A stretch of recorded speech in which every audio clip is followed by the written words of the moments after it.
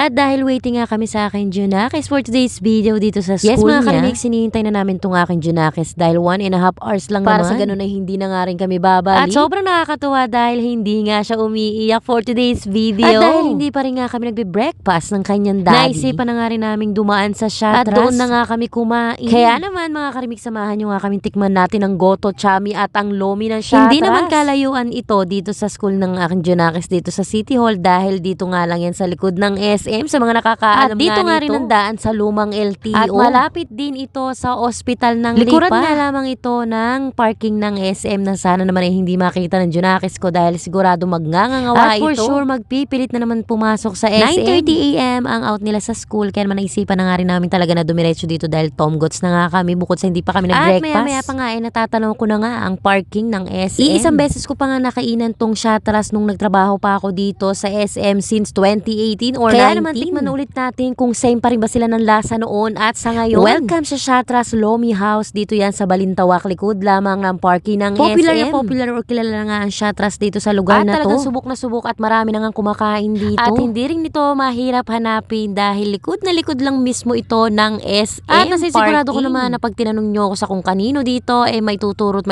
ka agad kung saan ang Shatras. Hindi ko na nga rin matandaan noon kumain kami dito dahil na matagal na nga kung may goto na rin ba sila noon that time na yun. Kaya naman mga karimix at pasukin na natin ang Shatras Lomi House. Sa place nila wala pa rin pinagbago, ganun pa rin at okay pa rin naman at maaliwalas at maluwag pa rin naman sa loob. Namin, ito nga ang bumungad. Meron na rin mga kumakain at medyo marami na nga ring tao sa loob. Wala pa nga 10 AM yan pero dinadagsan na talaga sila ng tao. At sa menu mga karimix, don't worry dahil marami kayong pamimilian.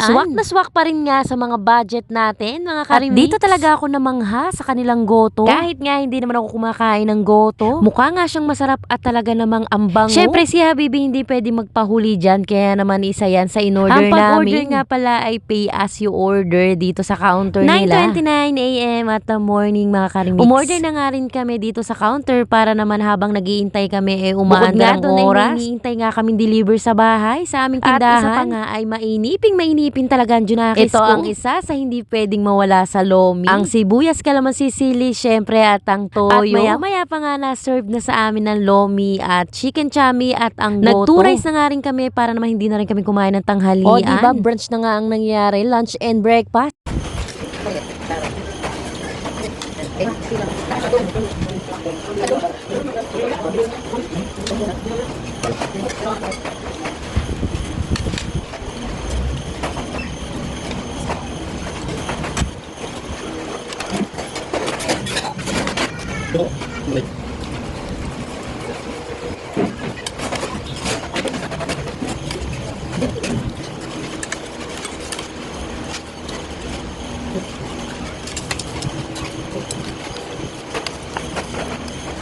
After ilang minuto nga dahil sa pagmamadali namin dahil ang Junakis ko nga ay inip na. Inipin talaga tong Junakis ko kahit saan kami magpunta. Uwi na nga kami that time at sa mga gusto nga bumisita or puntahan or tikman ng Lomi dito sa Shatras Lomi House. Dito lang yan sa Balintawak, likod ng SM Lipas Lumihan Parking. Lumihan na kilala na at talagang sulit at masarap. Baka naman Shatras, char! At pauwi na nga kami that time at dito na nga kami dumaan sa may bypass kung saan madalas naming daanan at talaga namang napakaganda rin at taliwalas ng isa nga sa nagustuhan ko rin dito ay ang mga ulap na natatanaw mo habang bumabiyahe ka man or driver ka. Basta mga karimix, always remember ang ating pag-iingat, lalo na kami wala kaming helmet. At yun lang for today's video mga karimix. Maraming salamat sa patuloy na panonood.